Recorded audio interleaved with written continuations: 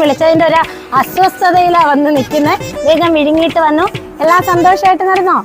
ചിലങ്കയൊക്കെ കെട്ടിയോ? മിടുക്കിയായോ? ഇത് നമ്മുടെ രേഷ്മയാണ്. രേഷ്മ ഇങ്ങനെ മോളുമായിട്ട് വന്ന് നമ്മുടെ ചാവടിമുക്കിലെ രേവതിയെയും ആരുഷി മോളെയും കണക്കാണ് വന്നു. അങ്ങനെ രണ്ടുപേരും കൂടെ മിടുക്കരായിട്ട് പഠിച്ചിപ്പോ അരങ്ങേറ്റമൊക്കെ ആയി. ചിലങ്കയായിട്ടൊക്കെ ഇഷ്ടപ്പെട്ടോ? ചടങ്ങൊക്കെ ഇഷ്ടപ്പെട്ടോ? വെറ്റില നമസ്കാരമൊക്കെ ചെയ്തല്ലോ? ഹാപ്പിയാണോ? ആണോ? ഞെട്ടിപ്പോയി ഞാൻ, അവിചാരിതമായി അറിഞ്ഞു. അപ്പൊ നമ്മുടെ രേവതിയുടെ സഹോദരിയും കൂടാണ്. അപ്പൊ എല്ലാം ഐശ്വര്യമായിട്ട് നമ്മുടെ രേഷ്മയുടെ ചിലങ്കകെട്ട് ചടങ്ങ് എല്ലാം നന്നായിട്ട് നടന്നു. ഇത് നമ്മുടെ ആരാധ്യ മോള.